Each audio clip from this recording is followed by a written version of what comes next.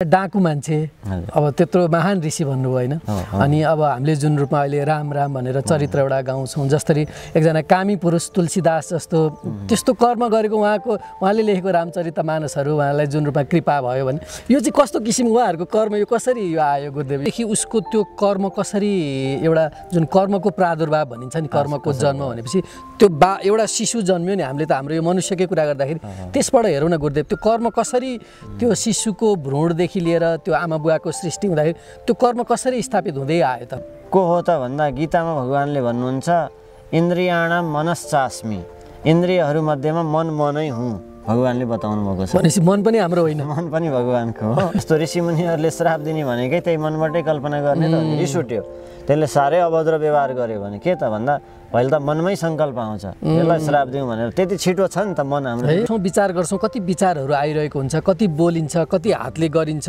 कतिले हातले नगरे पनि भित्रभित्रै कर्म आफूले बाहिरबाट त मानसिक रूपमा पनि गरिराख्यो हुन्छ भनेपछि यो कसरी जम्मा हुन्छ त यही फेरि प्रारब्ध सञ्चित अरु कर्म कुनै कुरा आउँछ अलिअलि पुरुषार्थी गर्नेलाई प्रारब्ध पनि भोग्छ पुरुषार्थको फल नि भोग्छ बेस गरी घोटेर चाहिँ पुरुषार्थ गर्नेले प्रारब्ध पनि फाल्दिन्छ ए प्रारब्ध फाल्न सक्छ है हजुर हजुर त्यही भन्नुभयो नि त्यो निष्काम कर्म छ त गुरुदेव यो भनाइमा मात्रै हो कि खास निष्काम भनेर निष्काम त्यो जुन रूपमा हाम्रो शास्त्रमा भनेको जस्तो निष्काम कर्म छ र त आउनलाई चाहिँ कस्तो किसिमको साधना गर्ने अब साधना त गरे छ जपे छ साधना पनि गरे भनिन्छ तर त्यो अनन्य किन नआएको नराम्रो काम हुँदा चाहिँ प्रारब्धले भन्ने यहाँ मान्छेले हैन जुन कुनै घटना भयो भने यो चाहिँ प्रारब्धमा लेख्यो त्यो भयो भनेर टार्ने अनि यता पुरुषार्थ हजुरले भन्ने अघि हजुरले भन्नुभयो जस्तो अनन्य भक्ति पनि नगर्ने अनि जब कहिलेकाहीँ नराम्रो पतनको घटना हुँदाखेरि चाहिँ यो चाहिँ मेरो प्रारब्धमा थियो भनेर त्यो स्वीकार्न पाइन्छ त गुरुदेव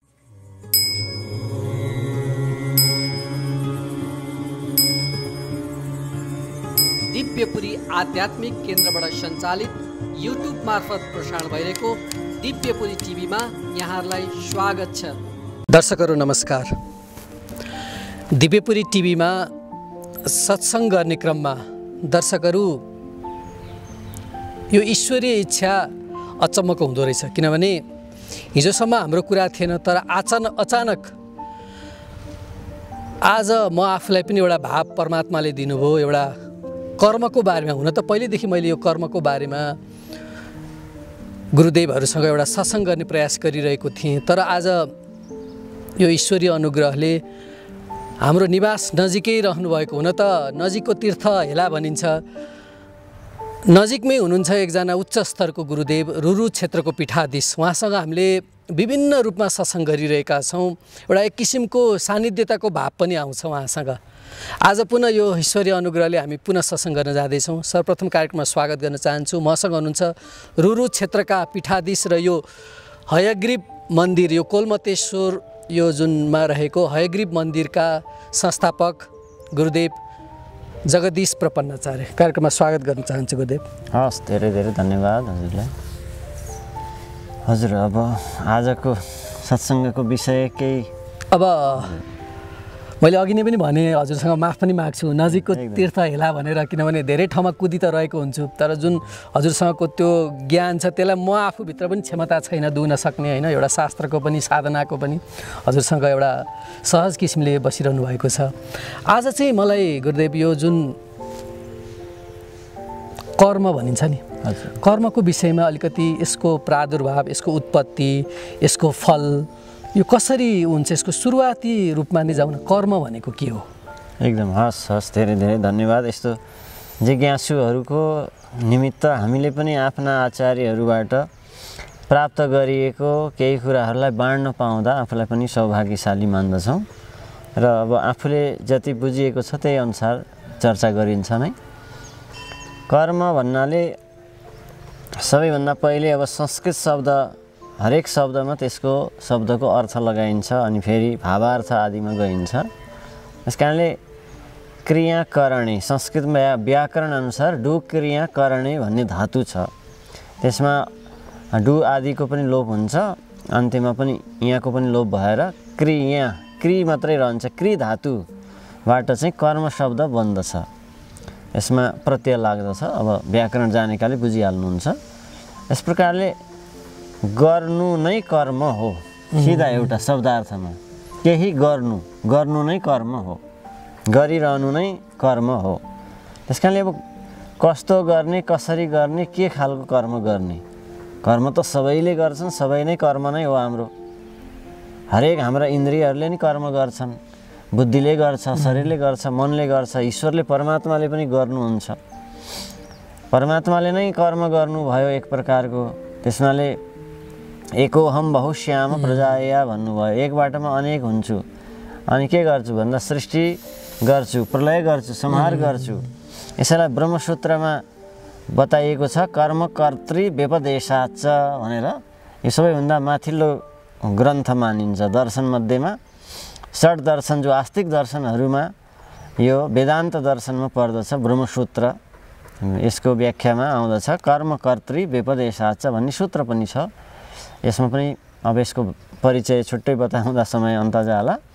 यसले पाउ छ, अध्याय छ, त्यसैमा आएर सङ्ख्यामा छ। र यस प्रकारले कर्म गर्नुहुन्छ भगवानले। भगवानको परिचय नै एउटा के छ त भन्दा उहाँलाई कर्म गर्नेवाला भनेर शास्त्रले बताएको छ। भगवानले गर्नुहुन्छ, के गर्नुहुन्छ, विश्वको रचना गर्नुहुन्छ, फेरि पालन पनि गर्नुहुन्छ, फेरि संहार पनि गर्नुहुन्छ। भगवान पनि कर्ता हुनुहुन्छ अनि हामीहरू हाम्रा इन्द्रियहरू नि केही न केही गरिरहन्छन्। तर यो चाहिँ कसरी, अहिले म फेरि अरू विषयमा आउँछु नै। हजुर। तर हाम्रा इन्द्रियहरूले गर्छन् भने कसरी गर्छन् भन्दा यो चाहिँ पराधीन भएरै गर्छन्, मनको अधीनस्थ भएर गर्दछन्।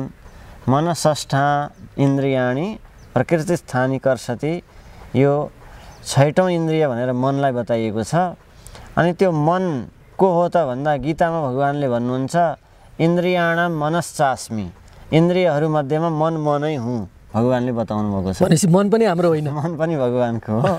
त्यस हुनाले वास्तविक रूपमा त अब त्यो मनले फेरि संसर्ग त बुद्धिको लिन्छ, इन्द्रियको पनि लिन्छ। त्यस हुनाले अब त्यो मन हामीले इन्द्रिय र चञ्चल बुद्धिपट्टि लगायौँ कि सद्बुद्धिपट्टि लगायौँ, ईश्वरीय जो समर्थवान पुरुषको सल्लाह अनुसार र ईश्वरीय प्रेरणा अनुसार हाम्रो बुद्धिलाई, मनलाई दियौँ कि अथवा अरू संसारिक इन्द्रियपट्टि जोड दियौँ, त्यो फेरि बिचमा बसेको मन त्यतै पनि फर्किरहन्छ, बिचमा छ। त्यस हुनाले गलतपट्टि नि जान्छ, सहीपट्टि नि जान्छ, माथि नि जान्छ, तल नि जान्छ, बिचमा छ यो। त्यस हुनाले यसलाई ठिक बनाउन बुद्धि हो, बुद्धिलाई आश्रय लिनुपर्छ शास्त्रका ज्ञानहरूबाट, अनि बल्ल ठिक बुद्धिले मनलाई कन्ट्रोल गर्छ।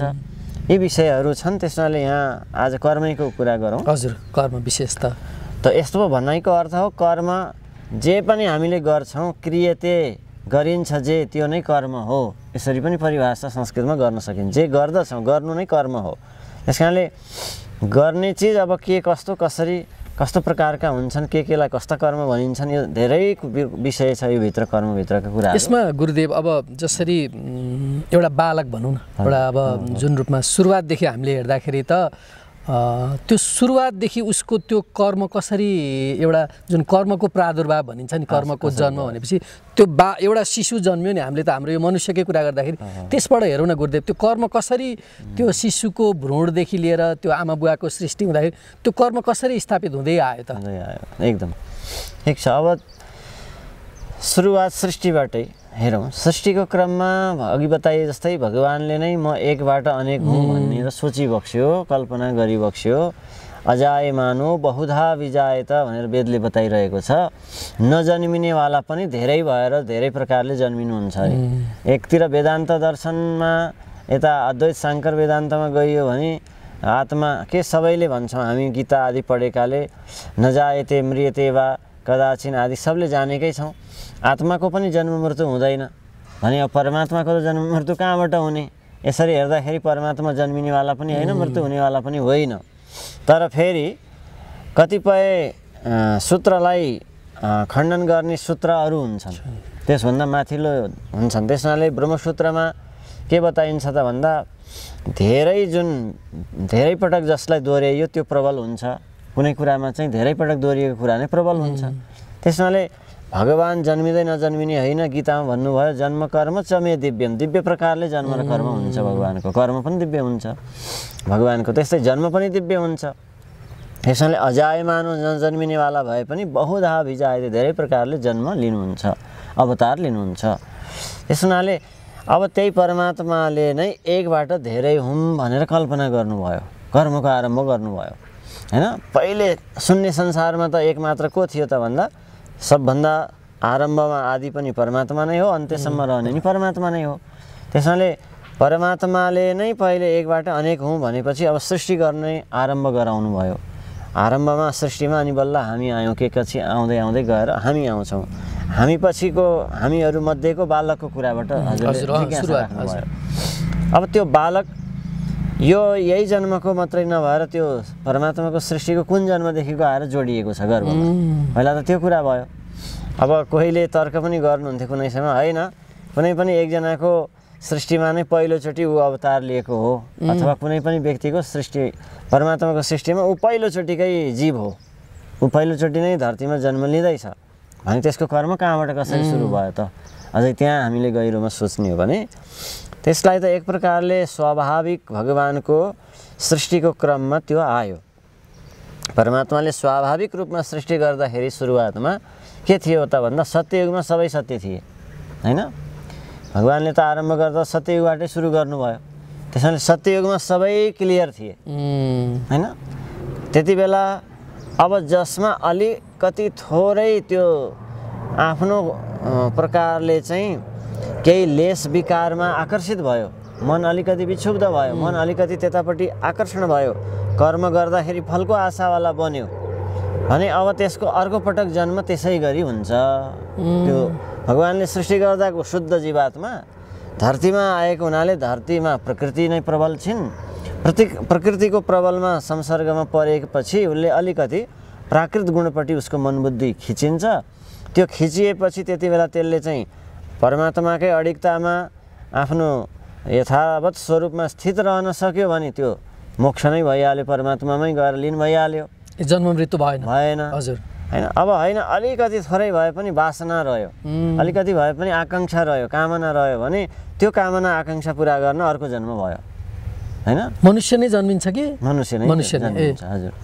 किनभने कर्म हेरेर हुन्छ, साह्रै तुच्छ कर्म गरेको छ पशु जस्तो छ भने पशु भएर जन्मिन्छ, पशुको जस्तो तुच्छ कर्म गरेको छ भने पशु भएर जन्मिन्छ होइन। मनुष्य हो अलिकति मात्रै गल्ती भयो भने मनुष्य भएर जन्मिन्छ, किनकि यसको प्रमाण त गीता 8 अध्यायमा भगवानले भन्नुभयो नि, शुचिनाम श्रीमताम गेहे योग भ्रष्टो भिजायते भने कोही कोही योग गर्दा गर्दै भ्रष्ट भए भने कहाँ जन्मिन्छन्, कसरी जन्मिन्छन् भन्दा शुचिनाम पवित्र कुलमा, श्रीमताम सम्पन्न कुलमा, गेहे यस्तो घरमा जन्मिन्छ भनेर बताइएकै छ स्पष्ट रूपमा। अब यही कर्मकै सिलसिलामा हुन त गुरुदेव अब यो हामीसँग कार्यक्रमको पनि एउटा हुनुहुन्छ होइन। अनि अब जसरी भित्रको कुरा छ नि, हामीले सोच्छौँ विचार गर्छौँ, कति विचारहरू आइरहेको हुन्छ, कति बोलिन्छ, कति हातले गरिन्छ, कतिले हातले नगरे पनि भित्रभित्रै कर्म आफूले बाहिरबाट त मानसिक रूपमा पनि गरिराख्यो भनेपछि भनेपछि यो कसरी जम्मा हुन्छ त? यही फेरि प्रारब्ध सञ्चित अरू कर्म कुनै कुरा आउँछ होइन। यसलाई अलिकति हजुरले व्याख्या गरिदिनुहोस् न गुरुदेव। जस्तै अब ताप पनि पाप पनि पुण्य पनि तिनै किसिमको हुन्छ होइन। शारीरिक, मानसिक र कायिक वाचिक, वाणीद्वारा हुने, शरीरद्वारा हुने, मनद्वारा भनेर 3 किसिमकै हुन्छ कर्म पनि और त्यसको फल पनि और तपस्या आदि। गीताको 17 अध्यायमा सबै वर्णन गरिएकै छ। शरीरको तप यो हो, शरीरको यो हो, मनको यो भन्ने। त्यस हुनाले अब जो विचार गरिन्छ, हामीले विचार गरेको कुरा नै बिस्तार बिस्तार बिस्तार हाम्रो अब त्यसको प्राप्तिको उद्देश्य, त्यसको संसर्ग बन्दै जान्छ। गीता 2 अध्यायमा भगवानले बताउनु भयो, ध्यायतो विषयान् पुंस संगस्तेषु उपजायते। जब कुनै पनि विषयको चिन्तन ध्यान गरिन्छ, ध्यायत विषयान्, विषयको ध्यान गरेपछि त्यो त्यसको सङ्गतमा पुग्न थाल्छ। पहिला मनले कल्पना गर्यो, मनले तरङ्ग विचार उत्पन्न भयो नि, अनि त्यसपछि अब त्यो के होला, कसो होला, त्यसलाई बुझौँ, त्यसलाई पाऊँ, हेरौँ, छौँ भन्ने त पहिला भित्र उठेको कुरा, अनि बल्ल पछि बाहिर हामी त्यसमा लागि पर्छौँ। अनि लागि परेपछि अनि त्यसले त्यो कर्म गर्छ, गरेपछि अनि त्यसको फल बन्छ। एक त मनबाट सोच्ने बित्तिकै पनि त्यो त्यसको फलको वाला बनिसक्यो, त्यसले त्यहाँबाट फल पायो। अब जस्तै कसरी यो कुरालाई क्लियर बुझ्नुपर्छ भने, मनबाट गरेको सङ्कल्पले मनमा नै दुःख हुन्छ। राम्रो सङ्कल्प गर्यो भने मनमै सुखी हुन्छ, नराम्रो सङ्कल्प गर्यो भने मनमै दुःखी हुन्छ। बाहिर त दुःख भएन होइन। अब त्यसले मनमा मात्रै गरेको सङ्कल्प थियो, बाहिर पनि गर्यो अनि बाहिर नि राम्रो गर्यो भने राम्रै फल पाउँछ, नराम्रो गर्यो भने नराम्रै फल पाउँछ। यो त सिधै सोधा कुरा छ नि। जस्तै मनमै कल्पना गरेको मान्छे भनौँ धेरै सम्पत्ति पाए हुन्थ्यो या अरू कामनाका वासनाका कुरा चिन्तना गर्यो भने नपाउँदासम्म त्यो मनमै छटपटाइरहेछ नि, अरूलाई थाहा छैन, मनमा नै छटपटाइरहेछ, कहिले पाउने होला कहिले भेट्ने होला भनेर त्यसलाई मानसिक पीडा भइरहेछ।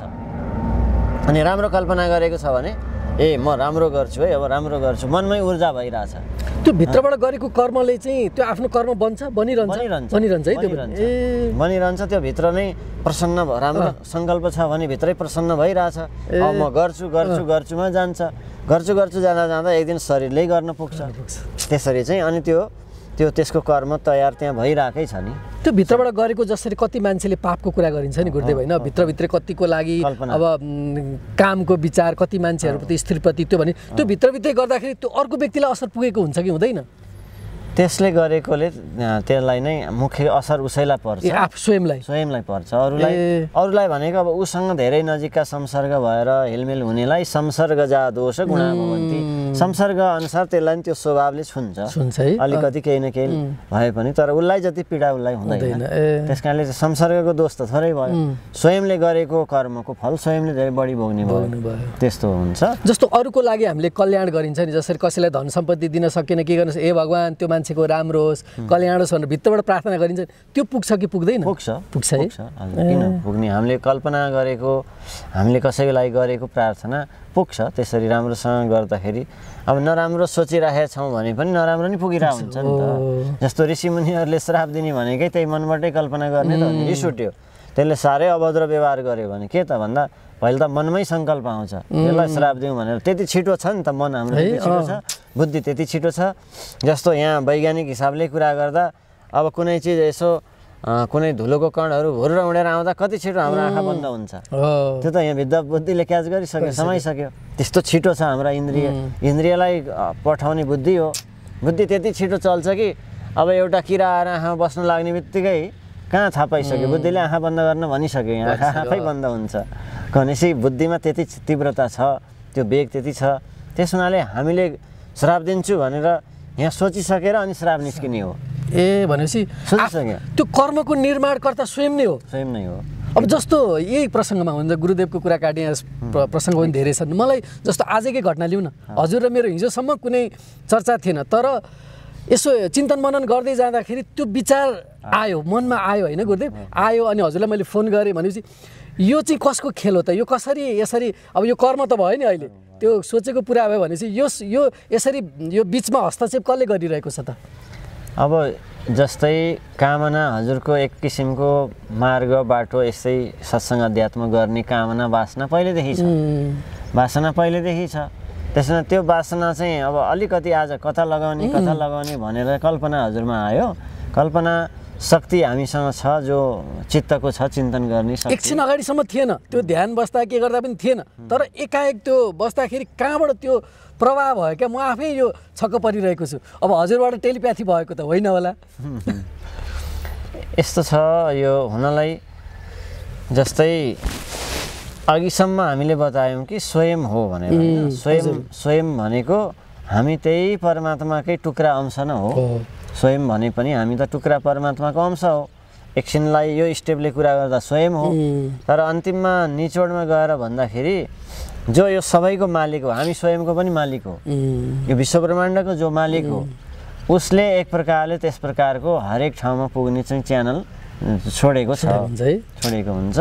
त्यसमा त्यो काम अटोमेटिक हुन्छ। अब अहिले यहाँ कति वैज्ञानिकहरूले बनाएको कुरा अटोमेटिक छ नि, एकदमै। भनेपछि त्यो परमात्माको पनि त्यस्ता सिस्टमहरू अटोमेटिक छन्।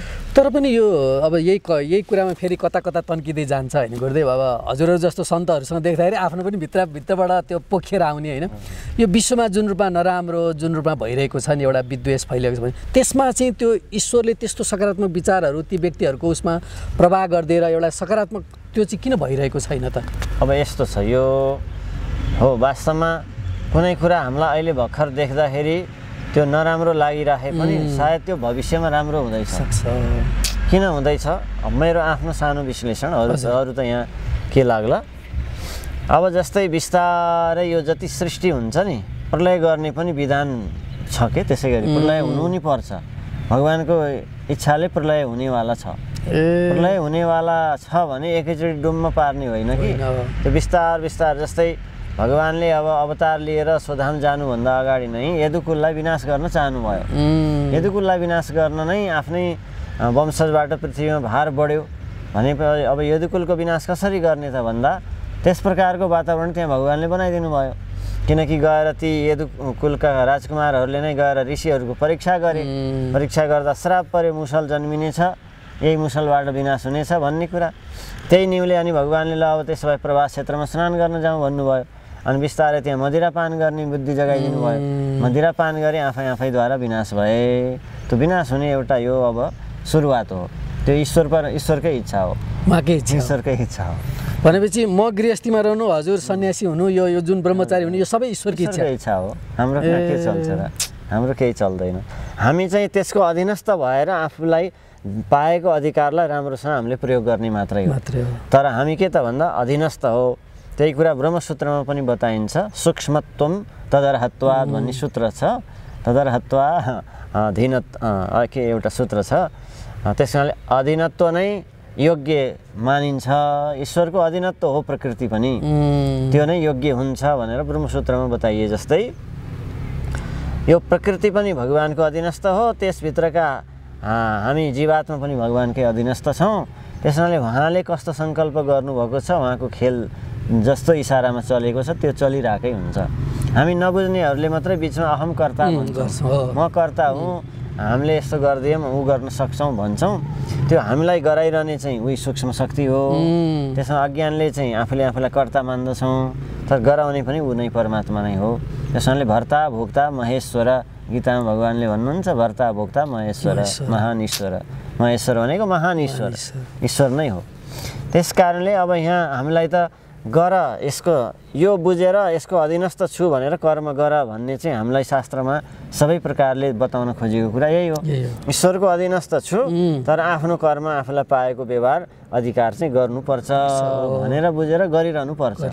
बस त्यही हो हाम्रो स्वभाव चाहिँ। हाम्रो हामीले गर्नलाई त्यस कारणले काम्य कर्म, नित्य कर्म, नैत्य कर्म छन् होइन। त्यस कारणले सकाम कर्म, निष्काम कर्म बुझेर निष्काम कर्म नै गर भन्ने हामीलाई प्रेरणा हो।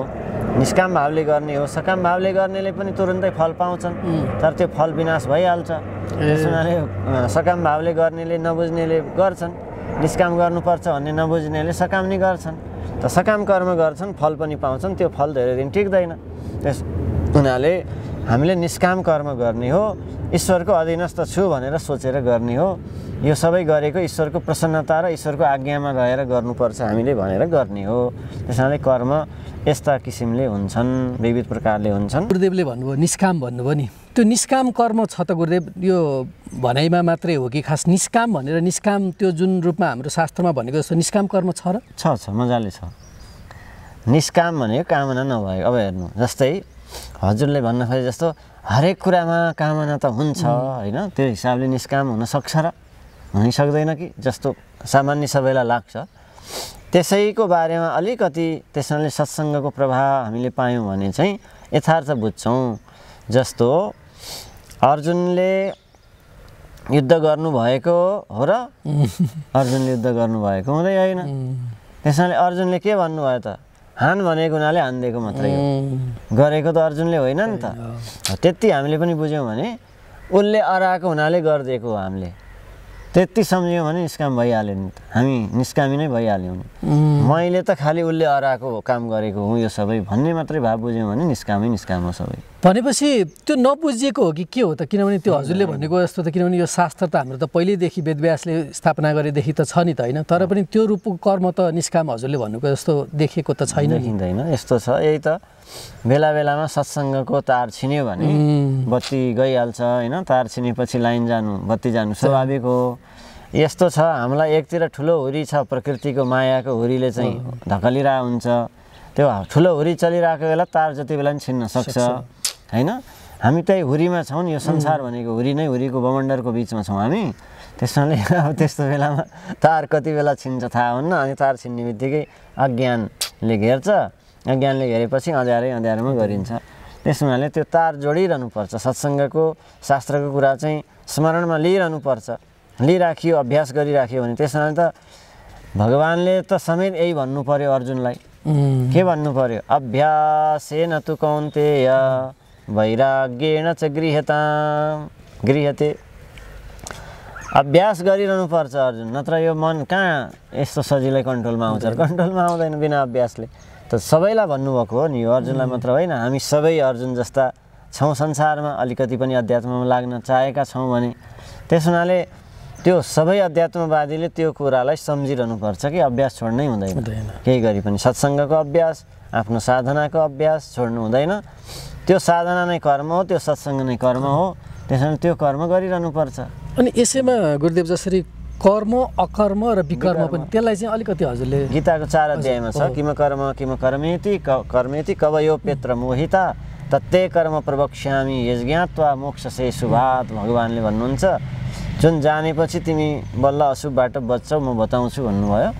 कर्म भनेको त अब शास्त्रद्वारा जे बताइयो ठिकसँग गर्नुलाई कर्म। अकर्म भनेको शास्त्रले नगर्नु भनेर निषेध गरेको कुरा हो, गर्नु भएन, त्यही नै अकर्म हुन्छ। त्यो गर्यो भने होइन, नगर्नु भनेको कुरा गर्यो भने अकर्म भयो। अब विकर्म भनेको भुलचुकमा गल्ती गर्नु विकर्म भन्यो। भुलचुकमा जस्तो अलि नजानी आदि जान्यो आदि जानेन, त्यो विकर्म भयो। जस्तो होम घर भनेर गर्न त लगाइयो नि, होम घर भनेको अब त्यहाँ अग्निस्थापनाको विधि नै पुरा गर्दैन, आगो बाल्छ, फुफु गर्छ, स्वाहा गर्न सुरु गरिहाल्छ भने त्यो विकर्म भयो।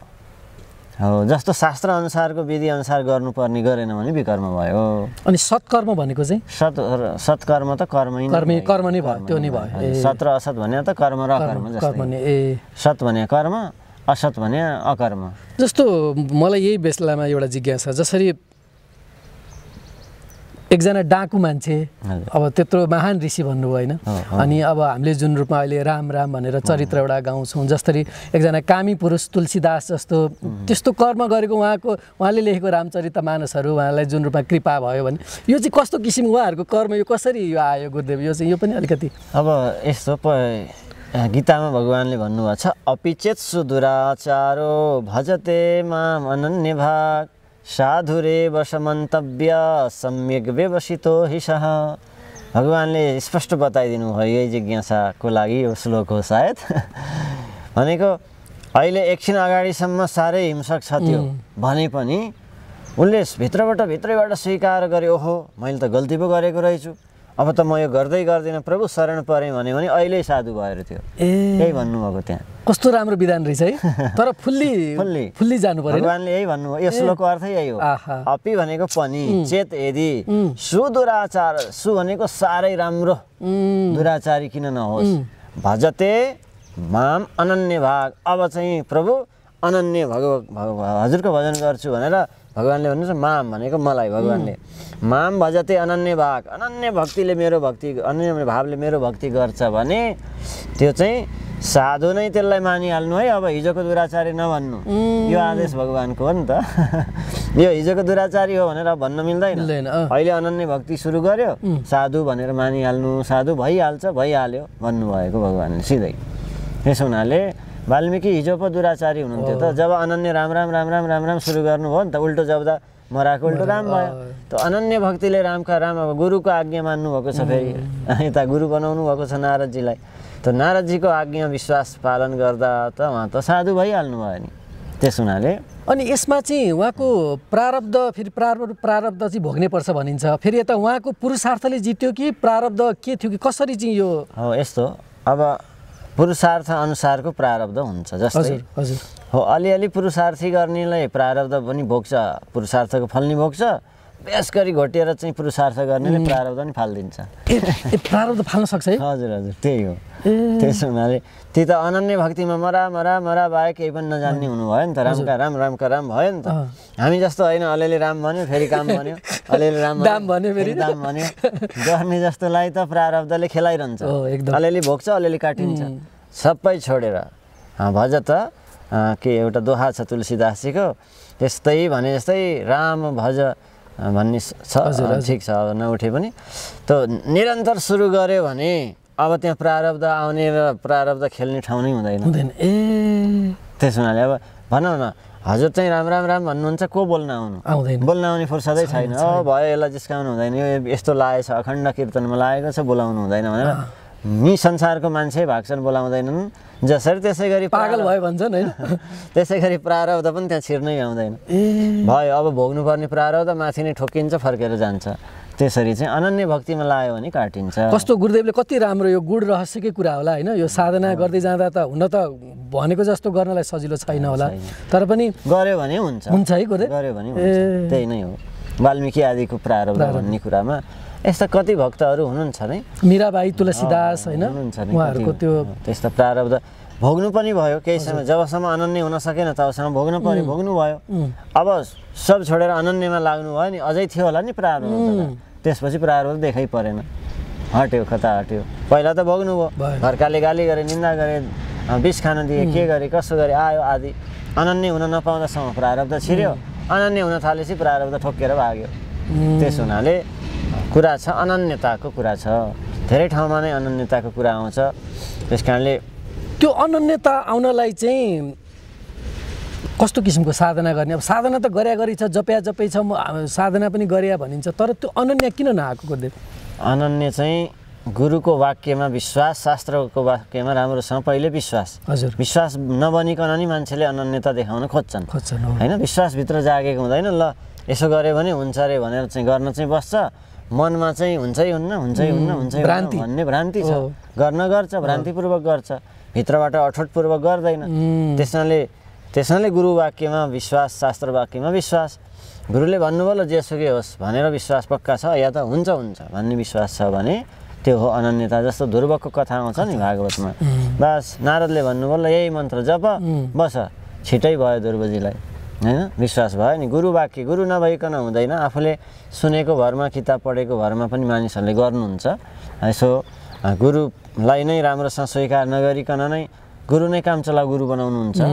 गुरुसँग के चाहियो त? मन्त्र चाहियो, त्यसपछि गुरु चाहिएन भएको हुन्छ मान्छेलाई। त्यसैले गुरुले भनेपछि जे पनि गर्न तयार छु भन्ने किसिमको पहिले गुरुमा विश्वास आउनुपर्छ, अनि बल्ल गरेको गुरुको वाक्यले काम गर्छ। नत्र भने आफ्नो स्वार्थलाई मन्त्र चाहिएको हो, गुरुसँग अब सरकार छैन भने जसरी मानिसले गुरु बनाउँछन्। यी सबै कुराहरू गुरुप्रति पनि विश्वास छ भने अनन्यता भाव त्यहाँ आइहाल्छ। हो, गुरुले भन्नुभयो अब गुरुले भने जस्तै भगवान् नआएसम्म म उठ्दिनँ, अथवा ममा भित्र पूर्ण ज्योतिको प्रकाशको दर्शन नभएसम्म उठ्दिनँ, अथवा यो नभएसम्म पानी पनि खान्न, फल पनि खान्न, जल पनि खान्न आदि केही हुन्छ नि अठोटता।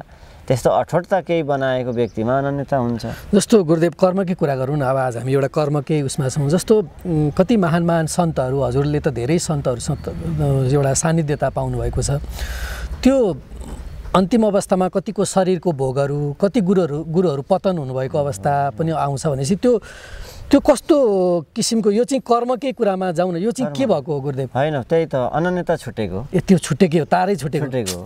किन छुट्दैन र? छुट्न सक्छ, हाम्रै कहिलेकाहीँ छुटेको जस्तो लाग्छ बेला बेलामा होइन। अब यो केही न केही सेवाको प्रकल्पमा पनि कहिलेकाहीँ मानिसहरूमा हुन्छ नि त, कुनै अन्नको दोष आएर परिहाल्छ होइन। अब ल साह्रै श्रद्धा गर्नुभयो, एउटा जीवनी छ जगद्गुरु रामानन्दाचार्यको, जो साँच्चैको जगद्गुरु रामानन्दाचार्य, अब अहिले अरूले नाम राखेर होइन। उहाँ काशीमा हुँदाखेरि उहाँलाई एकजना शिष्यले सेवा गर्नुहुन्थ्यो, उहाँको जीवनीमा आउँछ, भक्तमालमा पनि छ। अनि उहाँले भन्नुहुन्थ्यो यस्तो यस्तो घरको अन्न चाहिँ नल्याउनु है, तिमीले भिक्षा गरेर लिएर आउँदा भनेर भन्दा, अब शिष्यले त्यही अनुकूलको अन्न ल्याएमा मात्रै उहाँले प्रसाद बनाएर ग्रहण गर्नुहुन्थ्यो। एक दिन बाध्यता कस्तो परेछ त्यही विषयमा मात्रै बताउँ। पानी पर्यो अरे, साह्रै पानी पर्यो, शिष्य भिक्षा माग्न जान सकेन। गुरुले भन्नुभएको थियो यस्तो व्यापारीको, अलि यस्तोको, अलि अरूलाई ठग्ने खालको, अलिकति भनौँ सत्कर्म नगरिकन कमाउने खालको व्यक्तिहरूको भिक्षा अन्न सम्पत्ति ल्याएर मलाई यहाँ नदिनु है, तिमीले दिए पनि नल्याउनु भनेर शिष्यलाई सिकाउनु भएको थियो। तर एकजना व्यापारीलाई चाहिँ सन्तान नभएको साह्रै चिन्ता थियो। उनले कहीँ ज्योतिषहरू कहाँ कहीँ गएर हेराउँदा त्यो व्यापारीलाई भनिदिएका रहेछन् यदि तिमीले भिक्षा दियौ र उहाँ जगद्गुरु रामानन्दाचार्यलाई भोजन गरायो भने तिमीलाई सन्तान हुन्छ भनिदिएका रहेछन्। अनि उसलाई प्रतीक्षा थियो कि मैले भिक्षा दिएर जगद्गुरुलाई भोजन गराउन पाए हुन्थ्यो भन्ने चाहना थियो। त्यसपछि तर गुरुले भनेअनुसार चाहिँ त्यस्तो व्यापारीको भिक्षा नल्याउनु भन्नुभएको छ शिष्यलाई। शिष्यलाई बार बार दिँदा पनि फिर्ता गर्थे, नै यस्तो व्यापारीको हाम्रो गुरुले लिनुहुन्न भनेको हुनाले धेरै पटक कोसिस गरे, उनले गुरुलाई भिक्षा दिन सकेनन्। एक दिन बाध्यता पर्यो, पानी साह्रै परेको, शिष्य कहीँ जान सकेनन् टाढा। अब गुरुलाई त केही न केही त भोजन दिनु पर्यो। त्यही बेला उनले पनि मौका छोपे, ल आज हेर्नु न मेरो नि त साह्रै कति इच्छा छ, यति चाहिँ गुरुलाई गराइदिनु भनेपछि उनले बाध्यतावश त्यही व्यक्तिको भोजन ल्याएर अन्न ल्याएर गुरुलाई दिनु पर्यो। त गुरुले भोजन गर्ने चाहिँ थाहा पनि पाउनु भयो, तिमीले आज फलानुबाट ल्यायो होइन अन्न भन्दा, हो गुरुदेव अब के गर्ने बाध्यताले हो आज मैले भनेको, त्यसो भए अब त त्यसकै छोरो भएर जन्मिन्छस् भनिदिनु भयो शिष्यलाई।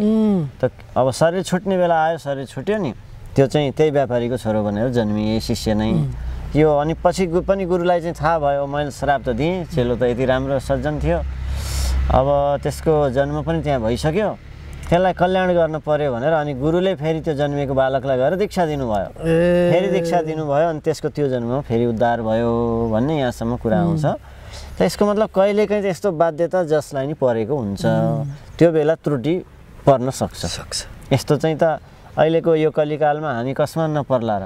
तर त्यो दिने व्यक्तिको भाव त शुद्ध थियो नि होइन र, उहाँभित्र त के शुद्ध थियो, कर्म अशुद्ध थियो, उनको कमाइ अशुद्ध थियो। त्यो भावले चाहिँ गुरुले भन्नुभयो कमाइ गर्ने सबै कुरा ठिक भएको छैन, सकेसम्म आफ्नो साधनामा अलिकति मन विचलित होला, त्यसमाले नल्याऊ भन्नुभएको हो। कर्म त्यो, किनभने अब त्यही किसिममा चाहिँ सबरीले त्यत्रो जुठो बयर आफूले जुठो गरेर त्यो रामप्रतिको त्यो भाव शुद्ध गरेर खुवाइन्, उहाँले दर्शन पाउनुभयो। फेरि सबरी गुरुको आज्ञामा थिइन्, उनी व्यापारी गुरुको आज्ञामा थिएनन् होइन। सबरी फेरि सबरीको त्यस्तो व्यापार नै थिएन नि त, अरूसँग मागेर अरूलाई व्यापार गर्दा बढी फाइदा खाएर ठगेर लिने खालको व्यापार पनि सबरीको थिएन। त्यस कारणले त्यो सबै कुरा एउटाको उदाहरण अर्कोलाई टोटल मिल्दैन। प्रत्येकको छुट्टा छुट्टै छ आफ्नो भाग कर्म। मैले धेरै ठाउँमा भन्छु, धेरै मान्छेले सबरीको उदाहरण दिएर मिल्दैन, आफू सबरी हुन सक्नु पर्यो नि त। सही अनन्यता चाहियो एकदम। आफू नि सबरी नै भएको भए त त्यो उदाहरणै चाहिएन, त्यो त्यसै भइहाल्छ। तर उसको उदाहरण आफूमा घटाउनलाई आफू त्यस्तो हुन सकेको छैन भने त्यो मिल्दैन उदाहरण। हाम्रो गृहस्थहरूमा कति देखिन्छ अहिले पनि हामीले जुन रूपमा देखिरहेछौँ गुरुदेव, सुरुमा हुर्काएको सन्तानहरू चाहिँ उनीहरूले हुर्काएका हुन्छन्, तर अन्तिममा चाहिँ ती सन्तानहरूले नै छोरा आमा बुवालाई वृद्धाश्रममा राख्ने एक किसिमको भनेपछि यो चाहिँ कस्तो किसिमको कर्म? त्यो पनि अब ती आमा बुवाको पनि पूर्वजन्मको प्रारब्ध हो हजुर होइन। उनीहरूको अब कतिपय चिना हेर्दैमा ज्योतिषहरूलाई थाहा हुन्छ कि सन्तान सुख नहुने पहिले देखिन्छ। भाग्य हेर्ने हो भने कतिको त्यस्तो चिनामै हुन्छ, त्यो मान्छेले सन्तान सुख नपाउने, कसैको श्रीमान श्रीमतीको दम्पति सुख नहुने हुन्छ नै, त्यही प्रारब्धै हो त्यो पनि। भनेपछि त्यो बाबुआमाले गरेको सत्कर्मले त्यो धर्मले चाहिँ त्यो पुण्य बढेर उसलाई त्यो प्राप्त हुँदैन? त्यही किसिमको गरेको छ भने हुन्छ नै होइन। अब त्यो गर्न नसकेकाहरूले नै भोग्नु पर्या त हो नि, सायद त्यो भोग्नु पर्नेहरूले आफूले त्यति धेरै कर्म राम्रो गर्न सकेनन्। भनेपछि यो कर्मको फल भोग्नै पर्छ भनेको यही सिद्धान्त हो, जसले पनि त्यो त्यसबाट मुक्त हुन सक्दैन भनिन्छ नि हाम्रो शास्त्रमा भनेको कुरा जुन रूपमा हजुरले। भनेपछि यसबाट कोही पनि अछुतो रहन सक्दैन। अब त्यस्तोको लागि त्यही अनन्य भक्तिमा गयो भने चाहिँ अनन्य भक्तिद्वारा काट्न सक्छ, केहीले छुन सक्दैन। अरूले अनन्य भक्तिद्वारा चाहिँ जित्न सक्यो, नत्र कर्म भोग्नै पर्छ, प्रारब्ध भोग्नै पर्छ। त्यस्तो छ, त्यति सजिलो छैन, त्यति सजिलो छैन अनन्य भक्तिमा पुग्न। भनेपछि त हामीले हरेक पल विचार गर्नुपर्ने रहेछ नि गुरुदेव, किनभने हामी 24 घन्टामा भन्छौँ नि एउटा कर्म त भइरहेको हुन्छ, हामी चुप लाएर सत्सङ्ग गर्दा ध्यानै गर्दा बस्या भन्छौँ नि त। कति कुरा जिज्ञासु एउटा सामान्य मान्छेले त कर्म त भइरहेको हुन्छ, हात खुट्टा चलाउनु पनि परेन भने त कत्रो गुड कुरा रहेछ नि त होइन गुरुदेव? यो त हो त। त्यस हुनाले गहनो कर्मणा गति भन्ने, कर्मको गति साह्रै गहन छ, कर्मको गति। त्यस हुनाले त्यो कर्म ठिक होस् अनि हाम्रो विचार ठिक आओस्, हाम्रो प्रारब्ध सुधार्न सकियोस् त भन्दा। त्यस हुनाले के छ भने यसको एकदम निचोड कुरा, अब सबैलाई त्यो स्तरको कुरा बताउन पनि सत्सङ्गमा सबैले बताउन मिल्दैन, बताउनुहुन्न, बुझ्दा पनि बुझ्नुहुन्न। अहिले म छोटकरीमा मात्रै भन्न चाहन्छु, यदि यस्ता अनेकौँ जन्मदेखिको कर्म हामीले भोगेर मेटाएर अनि मुक्त हुँला भनेर जारी राख्ने हो भने कहिले पनि सकिँदैन। त्यो भोग्न भ्या छैन। यहाँ अरू 4 भकारी धान भइसक्छ।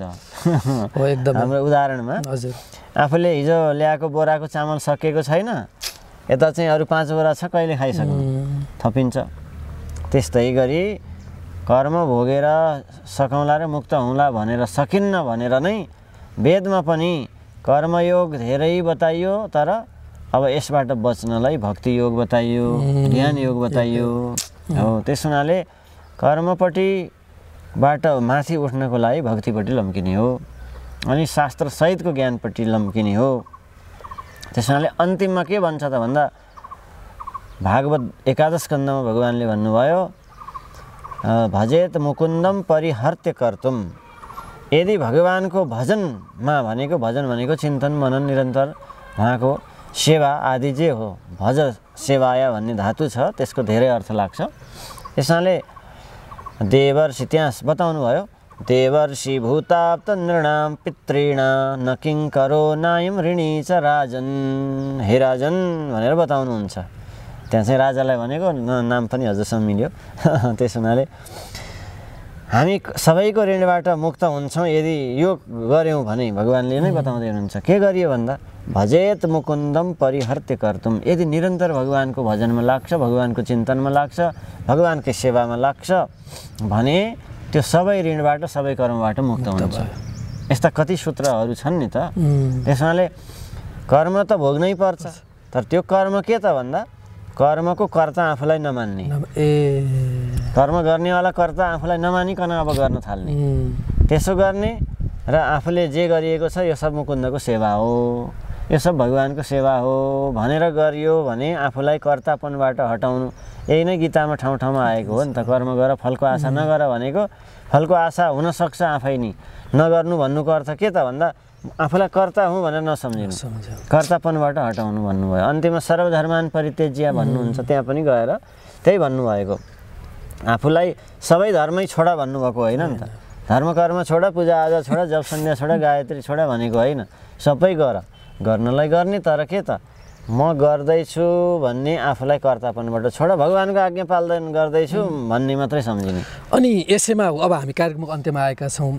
अब यसमा चाहिँ सत्कर्मको नि त्यो अहम हुन्छ नि, जस्तो मैले यो गर्दैछु है, मैले त राम्रो काम गर्दैछु, मैले दुनियाँलाई जागरण गराउँदैछु भने एउटा आफ्नै दृष्टान्त लिउँ न, अरूको किन लिउँ होइन। त्यो गर्दै जाँदाखेरि त आफ्नो पनि त चिप्लिने हुँदो रहेछ नि त। मैले गर्दैछु म गर्दैछु भन्ने एउटा किसिमको भाव त आउँदो रहेछ नि। यो सत्कर्म नै भनौँ न, जे एउटा कर्मको पनि। त्यही भएर कुनै पनि कर्मको आफूलाई भागीदार नबनाउने। के त भन्दा भगवानको आज्ञा छ नि त। उद्धवलाई जस्तै दाउद, उद्धव तिमीले भागवत बाँड, अहिले मसँग परमधाम जान मिल्दैन भनेर उद्धवलाई आज्ञा दिनुभयो।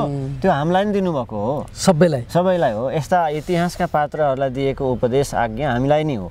त्यो सम्झेर हामीले चाहिँ के मान्ने त भगवानको आज्ञा नै छ, राम्रो कुरा बाँड्नु, ज्ञान बाँड्नु।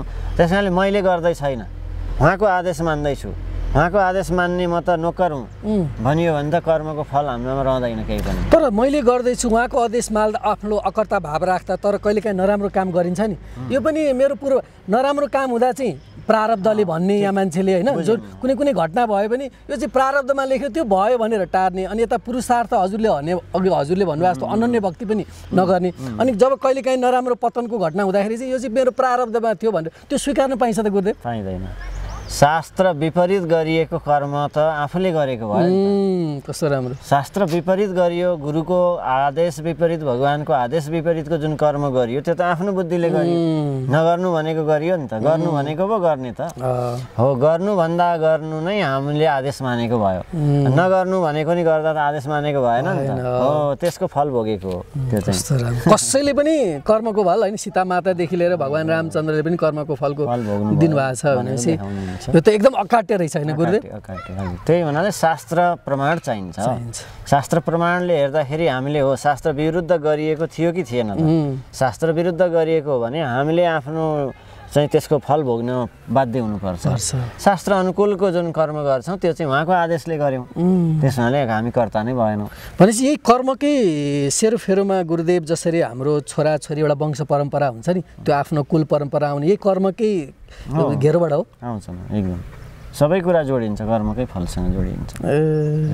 यो गोत्र ऋषि कुल परम्परा भनेपछि त्यही आफ्नो कर्मको उसबाटै आएको हो, जोडिन्छ।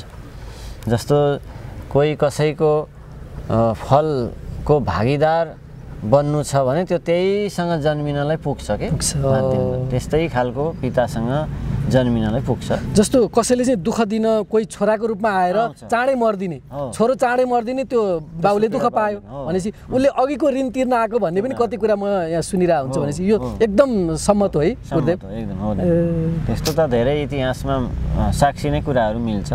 यो पूर्वजन्ममा यो थियो, जस्तो पुरुषोत्तम महात्म्यमै एउटा कथा आयो, अरू ठाउँमा आयो, धेरै ठाउँमा प्रमाणहरू छन्। यो बताइएकै छ, म पूर्वजन्ममा यसको यो थिएँ, अब म यसकै सन्तान बनेर जन्मिन्छु। यस्ता उदाहरणहरू दिएका कथा कति छन्, धेरै छन्। यो एकदमै मिल्ने कुरा हो। हस् गुरुदेव, हुन त सामान्य जिज्ञासा एउटा कर्मको रूपमा म आफूलाई पनि एउटा आफ्नै जिज्ञासा लिएर हिँडिरहेको होइन। अन्त्यमा अब मैले भन्न छुट्याएको र हजुरलाई यसमा केही सारको रूपमा भन्ने मन लागेको छ भने अन्त्यमा हजुरले? एकदम म छोटकरीमा हजुर, कर्म त्यस हुनाले वास्तवमा कर्म नगरेर पनि चल्दैन कसैको जीवन, और गर्दाखेरि पनि फेरि कर्म बन्धन हुन्छ। सबै अध्यात्मवादहरूले बताउनुहुन्छ अन्तिममा कर्मको फल छोड, कर्मको फल छोड, र कर्मबाट मुक्ति भइँदैन पनि कतिले बताउनुहुन्छ। कर्मबाट मुक्ति हुन्छन् भन्ने उदाहरण पनि गीतामा छ। कर्मणैव हि संसिद्धि मास्थिता जनकादय, यस्तो प्रमाण पनि गीतामा छ। त्यसैले मोक्षको मार्ग तीनवटै हो, वेदमा बताइयो, कर्मयोग, भक्तियोग, ज्ञानयोग, र अन्तिममा बताइयो शरणागति भनेर। यस कारणले कर्म कसरी गर्ने भनेर बुझेर गरियो भने मात्रै कर्मबाट मुक्ति मिल्छ। शास्त्रको प्रमाण र ज्ञानीहरूको सँगबाट बुझेर गरियो भने कर्मलाई निष्काम भावले गर्ने अभ्यास आफूले गरियो सत्सङ्गबाट भने निष्काम कर्मबाट पनि हामीले मोक्ष पाउन सक्छौँ। त्यसैमा अलिकति अभिमान आयो र सकाम भाव जोडियो भने त्यो बन्धनको कारण सिक्री बन्दै बन्दै थपिँदै जान्छ। त्यसैले यो कर्म यति सजिलै निष्काम बन्न नसक्ने हुनाले भक्ति अवश्य अनिवार्य सँगसँगै हुनुपर्छ र ज्ञान पनि सँगसँगै हुनुपर्छ। त्यसैले कुनै पनि मार्गमा अरूलाई छोडेर यो मेरो मार्ग प्रधान भनेर अभिमान गरियो भने हामी मोक्ष हुँदैनौँ। भक्तिपट्टि लाग्नेले पनि सेवा रूपी कर्म गर्न छोड्न हुँदैन। ध्यानपट्टि लाग्नेले पनि आफ्नो चित्तशुद्धिको निमित्त गर्नुपर्ने सेवामुखी कर्महरू गर्नु छोड्न हुँदैन। त्यस्तै प्रकारले अब ज्ञानपट्टि लाग्नेले पनि भक्तिलाई, कर्मलाई सक्दो रूपमा निष्काम भावले गर्ने कर्म छोड्न हुँदैन। जुन कुनै एउटा मार्गलाई प्रधान बनाउँदा अरू मार्गलाई साथसाथमा सहयोगीको रूपमा लिनुपर्छ। त्यसो गर्दाखेरि हामी कर्मबाट गए पनि, भक्तिबाट गए पनि, ज्ञानबाट गए पनि हुन्छ। र केही पनि नलागेकालाई अन्तिममा भगवानले पनि गीतामा अर्जुनलाई यिनै मार्गहरू देखाउँदै जानुभयो, कर्म, ज्ञान, भक्ति देखाउनु भयो। तर अर्जुनको त अझै पनि मन अडिएन, हामी जस्तै, होइन प्रभु यो केही पनि मबाट होला जस्तो छैन भन्दा अन्तिममा भन्नुभयो त्यसो भए शरणमा पर त, शरणमा पर्यो, शरणागति त स्वीकार गर्यो भने अब म नै जिम्मेवारी भएँ, पूर्ण शरणागति। जसरी आमा बुवाले आफ्नो बच्चाको सबै कुरा राम्रो भयो नि फोहोर भए पनि आएर पखाल्नुहुन्छ ल, जतिचोटि फोहोरी भएर बच्चा आउँछ पखाल्दै शुद्ध बनाउँदै गर्नुहुन्छ। त्यस्तै हामीले गरेको कर्म कति भुलचुक हुन्छ, कति सकामी हुन्छ, कति निष्काम हुन्छ। यो सबै कुराबाट भक्ति पनि कहिले सकाम भक्ति हुन्छ, कहिले निष्काम हुन्छ। ज्ञानमा पनि कहिले त्यस्तै विकार भाव हुन्छ, कहिले शुद्ध ज्ञान हुन्छ। यी सबैबाट सहजै मोक्ष प्राप्त गर्न, भगवत प्राप्त गर्न, शान्ति आनन्द प्राप्त गर्न शरणागतित्व भनेको नै शून्यत्व हो। यता हामीले शून्यवादमा गएर कुरा गरे पनि शरणागति नै भनेको हो, शरणागति गएर भने पनि शून्य नै भनेको। त्यसैले आफूलाई शून्य मान्नु, म भन्ने अहम भन्ने भावलाई छोडेर म केही पनि होइन, मेरो केही पनि छैन, मबाट केही भएको होइन, यो एउटा मभन्दा हामीभन्दा हामीलाई पनि पठाउने जन्माउने एउटा छुट्टै शक्ति छ। प्रकृतिलाई, विश्व ब्रह्माण्डलाई आधार दिने एउटा छुट्टै शक्ति छ। त्यसैको हामी भरमा पर्छौँ, उनैको शरणमा पर्छौँ, उनैको आधारमा हामी रहन्छौँ। त्यस्तो एउटा परमात्मालाई जुन नाम रूपले हामीले सहज रूपमा स्वीकार गर्न सक्छौँ तिनलाई स्वीकार गरेर उनकै भर पर्यौँ र आफूले गर्ने निस्वार्थ सेवा कर्म गर्दै गयौँ भने अवश्य पनि भवसागर तर्न सकिन्छ।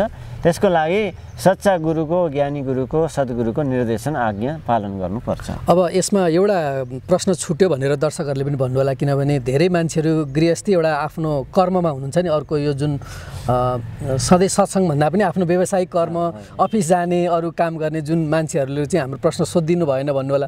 अब जस्तो उहाँहरूलाई त्यो व्यावसायिक कर्म गर्दै जाँदाखेरि त झुट पनि बोल्नुपर्छ कति कुरासम्म चाहिँ भने उहाँहरूले चाहिँ कसरी छोटो रूपमा उहाँहरूले चाहिँ के गर्ने होला गुरुदेव? एकदम त्यो सबै बाध्यता, मेरो घर परिवार चलाउन, मैले चाहिँ ती बच्चा रूपी सन्तानहरूको व्यवस्था गर्न, पालन गर्न, अफिस चलाउन, सबै कुरा बाध्यतावश जे गरेँ, तर पनि हे प्रभु यो सबैको मालिक हजुरलाई मान्छु, मैले चाहिँ बाध्यताले गरेँ, यसको मालिक हजुर नै हो, हजुरको आज्ञाले मैले गरेको हुँ भनेर चाहिँ अन्तिममा मालिक चाहिँ भगवान्लाई बनाउने हो भने भइहाल्छ।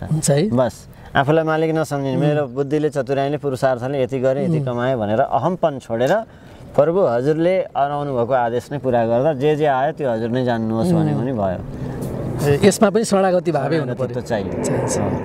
त्यस कारणले जानी जानी शास्त्र विरुद्ध धेरै नै झुटो खराब गरेकालाई त क्षमा हुँदैन हो। बाध्यताले गरेको, बाध्यतामा परेको, केही मजबुरीमा परेको क्षमा हुन्छ है। तर आफ्नो त्यो छोड्नु भयो, छोड्नु पर्छ, कर्म छोड्नु भएन। हस् गुरुदेव, हजुरसँगको यो सत्सङ्गको लागि धेरै आभारी छौँ। धेरै धन्यवाद। केही कुरा राख्ने, पुर्याउने अवसर यो मिलाउनु भएको छ। यसमा अब हामीले पनि आफ्ना आचार्यहरूबाट, शास्त्रहरूबाट केही प्राप्त भएको कुरा बाँड्ने अवसर मिल्यो। यसमा धेरै धेरै धन्यवाद हजुरलाई। थप भिडियोहरूको लागि हाम्रो च्यानल सब्स्क्राइब गर्नुहोस् र छेउमा रहेको बेल आइकन पनि दबाउनुहोस्।